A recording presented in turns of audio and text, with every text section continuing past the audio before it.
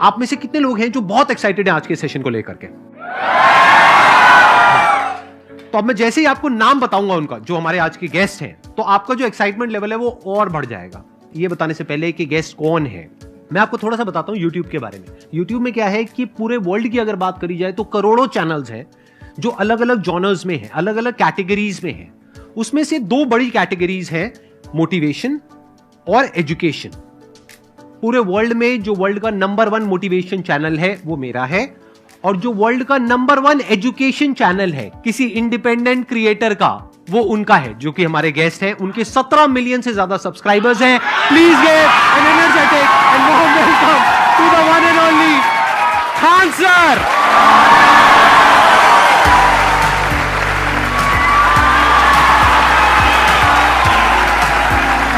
क्या हाल चाल जी, कैसे हैं आप?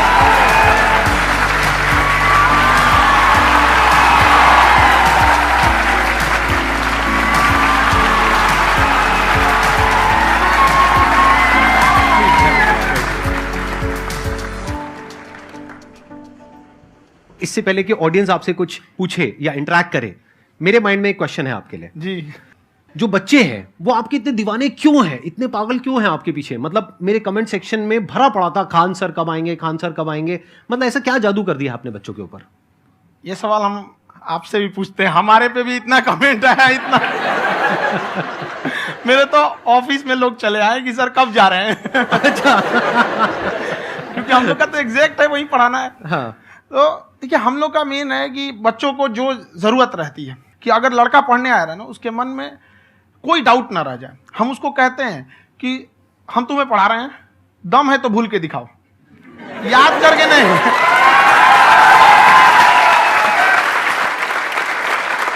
प्लस आप जिस प्राइस पॉइंट पे पढ़ा रहे हैं, आई थिंक वो सबसे कम है, वो बहुत ही कम है। सर, ये जो फीस का कल्चर है, ये हमारा इंडियन कल्चर नहीं है। हमारा इंडियन कल्चर गुरु दक्षिणा है, उस हिसाब से वो सही है। ऑक्सीजन जैसे जिंदगी के लिए जरूरी है, वैसे एजुकेशन जरूरी है। कोई ये नहीं कह सकता है कि पैसे की वजह से वो खान सर के यहां से लौट गया। क्या बात है।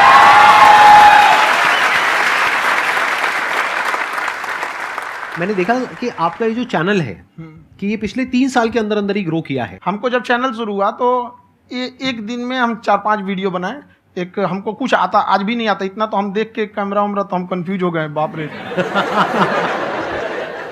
तो हम एक ही दिन में वीडियो शूट किया, पढ़ाने वाला टॉपिक था। हमको उसके बाद कभी वीडियो नहीं, 6-7 वीडियो एक ही बार शूट कर लिए।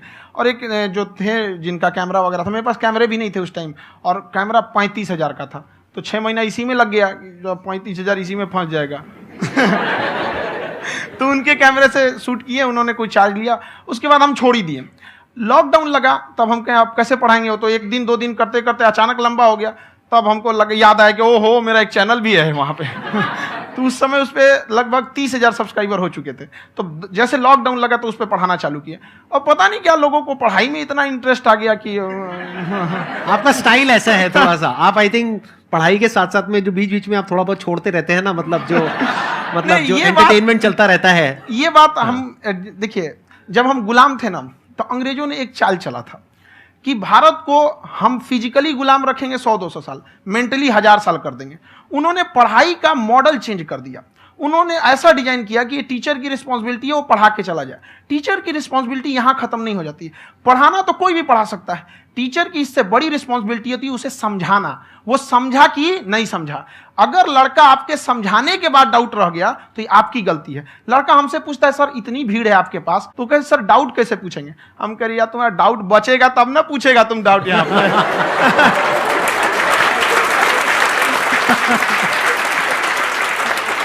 कॉन्फिडेंस नेक्स्ट लेवल है खान सर का, मानना पड़ेगा। और शायद यही वजह है इनकी जो ग्रोथ है उसका।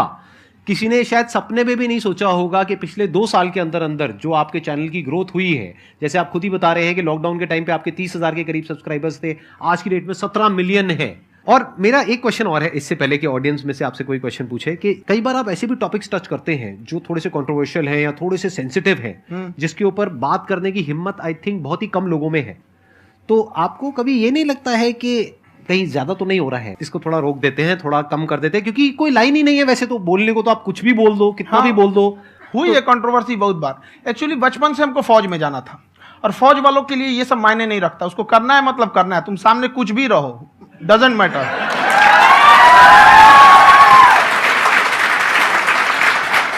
और मैंने YouTube पे देखा कुछ वीडियोस में कि आपका जो इंस्टीट्यूट है वहां पर आज से कुछ साल पहले कुछ बम गिरे थे। हाँ, कुछ गिरे थे, कुछ तो बहुत सॉलिड जगह गिरा था, फटा नहीं वो।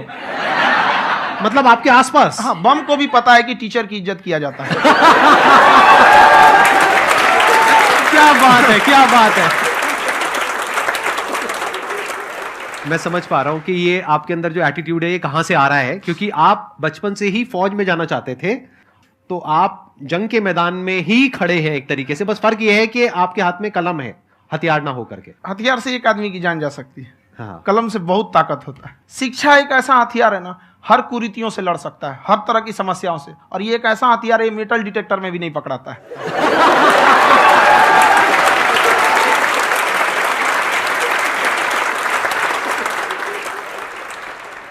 मेरा क्वेश्चन ये है कि अभी प्राइवेट ऑर्गेनाइजेशंस में पीटने का, पनिशमेंट का ये सिस्टम जो है खत्म हो गया है। हम आपके वीडियो में देखे हैं सर कि आप एक बड़ा सा रोल रखे रहते हैं, पुलिस वाला लाठी है वो, पुलिस वाला लाठी है, और स्टेज पे बुला के बच्चों को उसी से धुनाई शुरू कर देते हैं मस्त एकदम से, है ना। तो सर मतलब कि बच्चे मतलब कि डरते नहीं हैं आपसे, और इस तरीके से कैसे कनेक्टेड हैं आपसे, है ना। और एक और क्वेश्चन सर, यूपीएससी का जो आप अपना बैच स्टार्ट करने वाले हैं, ठीक है, उसके बारे में बताइए सर, क्योंकि मुझे मतलब कुछ इशू करना है सर, ठीक है। और संदीप सर को देख लिए, मेरा तो वैसे ही हो जाना है।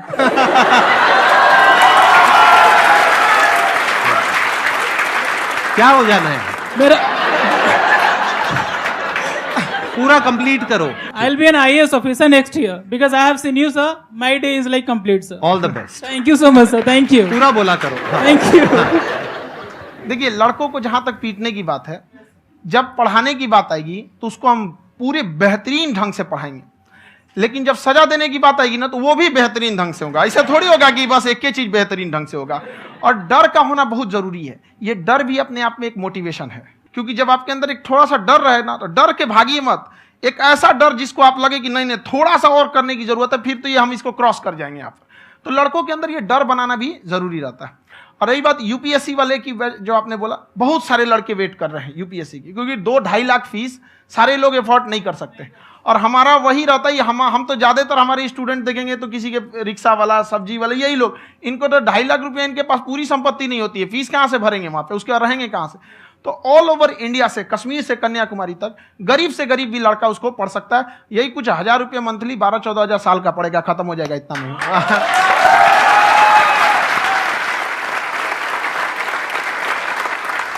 ये जो डंडे वाली बात इन्होंने कही, ये सच है? मतलब आप सच में एक डंडा रखते हो? पुलिस का ही है वो। और मारते हो? हाँ, कि मतलब अगर कोई लड़की छेड़ता है या ऐसा कोई भी उल्टा पुल्टा काम पढ़ाई करता लिखाई है, कुछ भी गलती करेंगे तो पिटाएंगे वो यहाँ पे, कैमरे पे, ऑन कैमरा, जैसा भी रहे, कुछ भी पिटाना तो उनको फिक्स है। एक तो कोई मतलब विधायक जी थे, उनके लड़का को पीट दिए, तो चला है दल बल लेके अपना वहां पे। उसने घर पे नहीं बताया था कि सर ने पीटा है, बस बोल दिया कोचिंग में पीटा है। बाद में पता चला हम पीटे हैं, तो उसके पिताजी मेरे सामने और पीटे।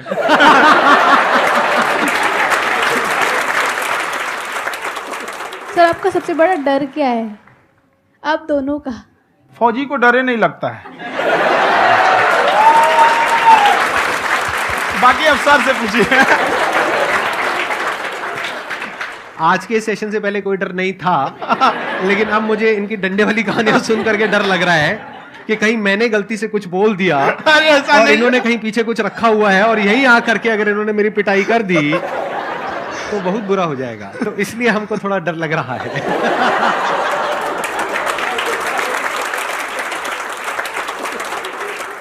आपकी डेली कितने घंटे क्लासेस होती हैं? 6-7 घंटे।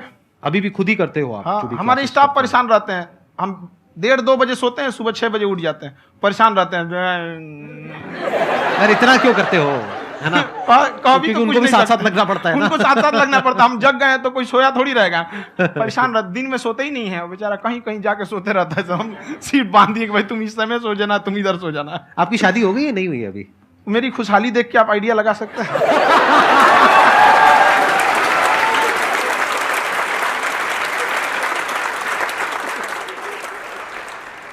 First of all I would like to say sir thank you so much to you and to your team कि आपने मुझे यहाँ आने का मौका दिया। एंड सर अब तक मैंने आपको सिर्फ फ़ोन या लैपटॉप में ही देखा है दोनों को, आज फर्स्ट टाइम लाइव देख रही हूँ तो बहुत अच्छा लग रहा है। तो मेरा क्वेश्चन ये है सर आपसे जब हम लाइफ में कोई डिसीज़न लेते हैं कि हमें ये पर्टिकुलर चीज़ करनी है, और क्योंकि हम डिसीज़न लेते हैं तो हमारी आदत है कि पहले हम 4 लोगों से पूछते हैं कि तू बता तेरी क्या राय है, तू बता तेरी क्या राय है।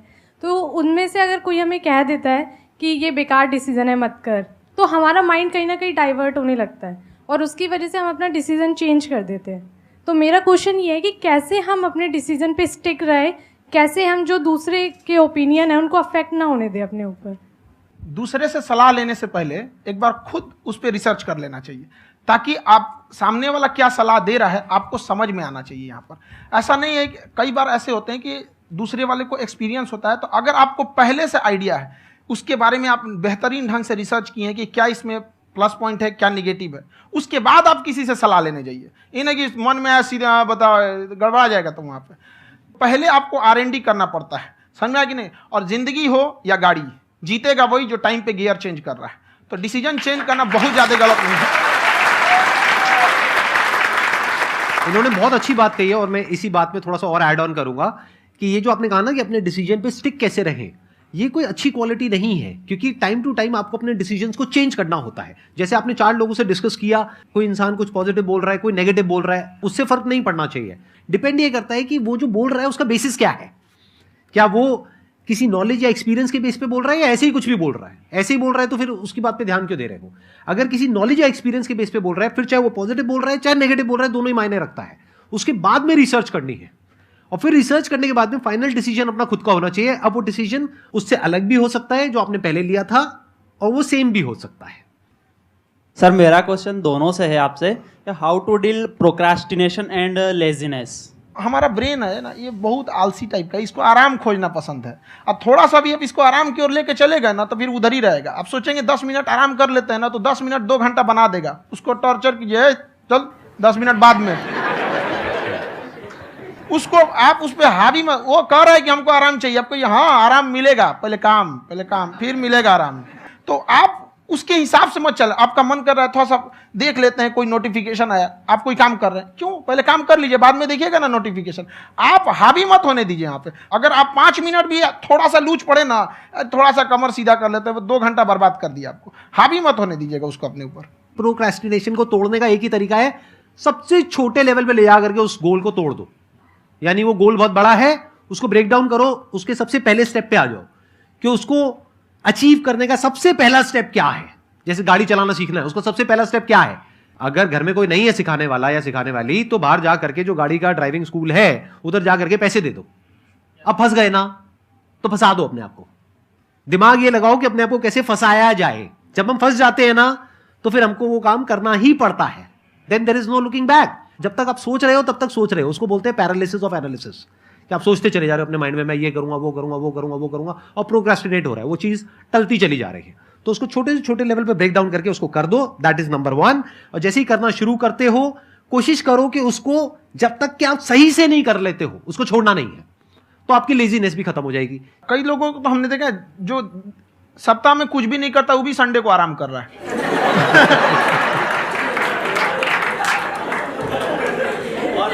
वैसे कहा भी जाता है कि अगर कोई काम आपको करवाना है ना तो ऐसे किसी इंसान को दो जो बिजी है। हाँ। ऐसे आदमी को मत दो जो खाली है। ये परफेक्ट एग्जाम। किसी को भी आप देखिएगा जिसको आप कहते हैं कि मतलब थोड़ा ठीक ठाक आप समझते हैं कि नहीं ये बहुत आगे निकल, वो एक काम को खत्म करने के बाद कभी आराम नहीं करेगा। एक काम खत्म हुआ उसको लगेगा हाँ एक खत्म हो गया, अब दूसरा करना चाहिए। और वही जिसको देखिएगा एक खत्म हो गया और आराम करना चाहिए, कभी नहीं, लाइफ में आखिरी सांस तक। सर यहाँ पे सब हिंदी में पूछते हैं, इंग्लिश में पूछते हैं, मैं भोजपुरी में पूछूं? जौन भाषा ठीक लगे तोने में पूछ दो। हाँ सर।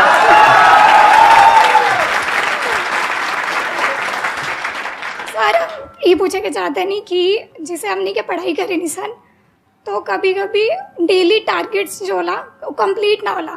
अगर टारगेट्स कंप्लीट भी होला तो फिर ऐसा इरिटेशन या फिर वो एंजाइटी या फिर कि और करना है या फिर अभी नहीं हुआ, वो चीज़ हमेशा रहेला, तो वो कम कैसे करल जाए? देखिए टारगेट्स को ना हम लोग को एक अपने हिसाब से पहले फिट करना चाहिए। ऐसा नहीं कि दूसरे किसी इंसान को देख के हम टारगेट फिट कर ले। कोई लड़का 8 घंटा पढ़ रहा है, कोई पहली बार अभी पढ़ना ही चालू किया, उसको देख के 8 घंटा पढ़ेगा तो पढ़ाई छोड़ देगा। तो आप अपनी क्षमता के हिसाब से देखिए कि आप कितना पढ़ सकते हैं। अगर आपने एक घंटे को बना लिए कि हम 1 घंटा पढ़ सकते हैं, अगले 1 हफ्ते तक उसको सस्टेन रखिए।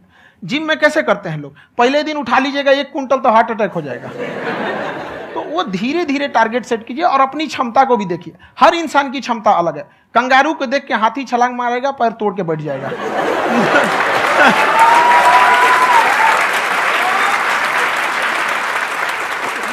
अब संदीप सर का मोटिवेशन देख के इसका मतलब क्या कि ट्रेन के आगे खड़ा हो जाएंगे, ढकेल देंगे तुमको।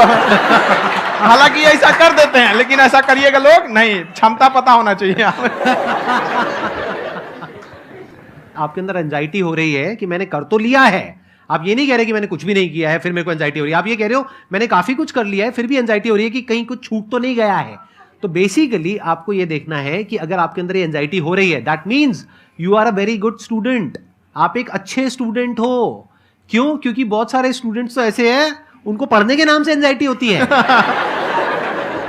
तो आपको एंजाइटी हो रही है कि मैंने पढ़ लिया, दिन में मानो 8 घंटे का आपने टारगेट सेट किया और 6 घंटे पढ़ लिया, या मान लो 8 घंटे भी पढ़ लिया, फिर भी एंजाइटी हो रही है कि मैंने 10 घंटे नहीं पढ़ा। तो ये तो अच्छी क्वालिटी है ना, ये तो एक ब्रिलियंट स्टूडेंट की क्वालिटी है, क्योंकि एंजाइटी उसी को होती है जो केयर करता है, जिसको परवाह है, उसी की तो एंजाइटी होती है। जैसे माँ को अपने बच्चे की, जैसे एक माँ को अपने बच्चे के, जैसे एक माँ को अपने बच्चे को लेकर के एंजाइटी होती है। हंस लो मजाक उड़ा लो मेरा। कोई बात नहीं, एडिट कर देंगे इसको हम। हाँ।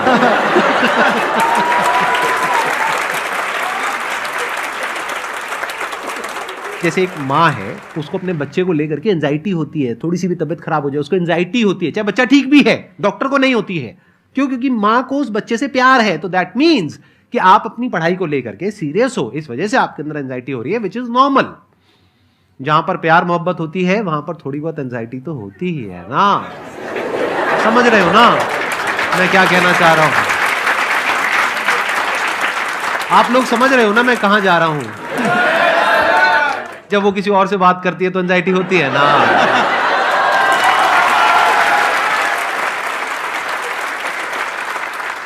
सर, आपकी स्टोरी हमने सुनी थी, तो एक टाइम आया था जब आप गंगा किनारे जाके बैठ गए थे, उस समय आपको कुछ समझ नहीं आ रहा था।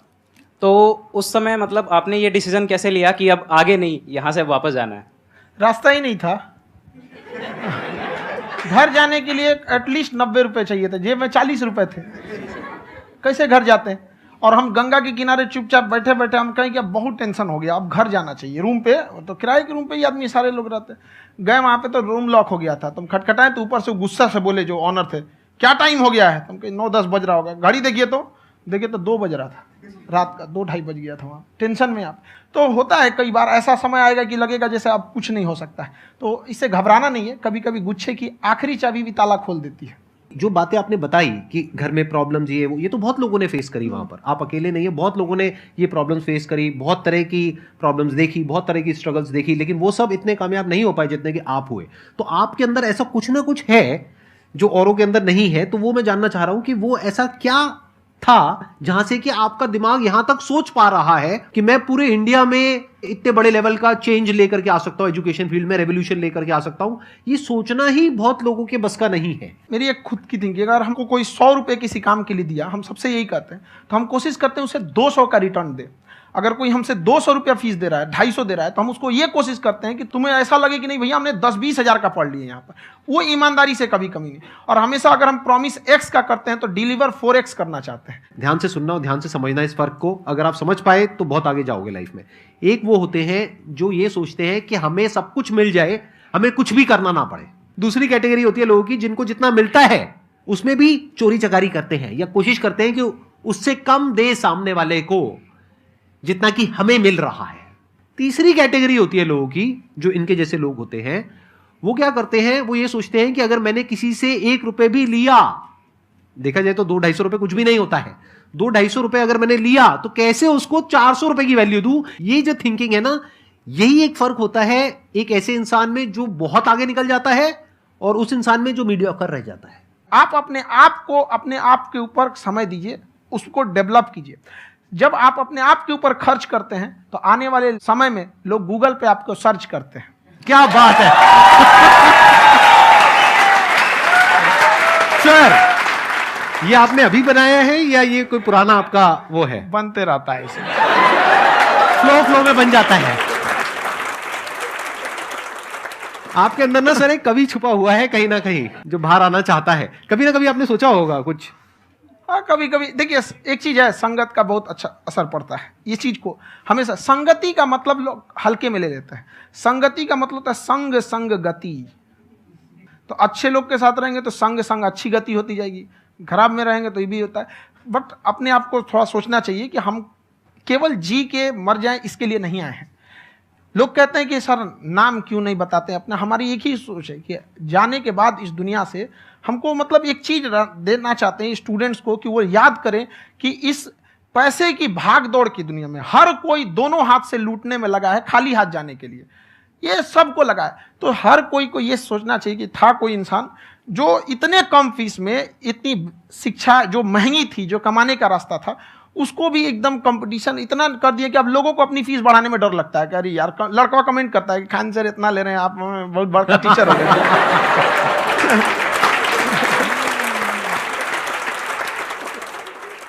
खान सर की एक क्लिप है, ये समय और समझदारी में बहुत फर्क होता है। अगर समय रहते समझदारी आ गई तो इंसान कामयाब हो गया, लेकिन अगर समय चला गया फिर समझदारी आई फिर तो बेकार है। तो सर मतलब कुछ आपको ऐसी चीज़ लाना चाहिए जो मतलब बच्चों जो तैयार हो रहे हैं उनको ये चीज़ें मतलब एंड टाइम पर दिखे। समझ रहे हैं आप मेरी बात? नहीं समझ?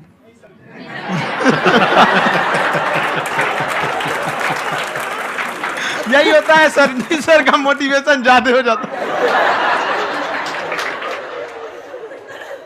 जब आप स्ट्रगलिंग फेज में हैं तो कम से कम चीजों को अपने ऊपर खर्च कीजिए, ज्यादा से ज्यादा सीखने में खर्च कीजिए। अगर आपको राजा बनने का शौक है तो गुलाम की तरह मेहनत करना सीखिए, तब राजा बनेंगे।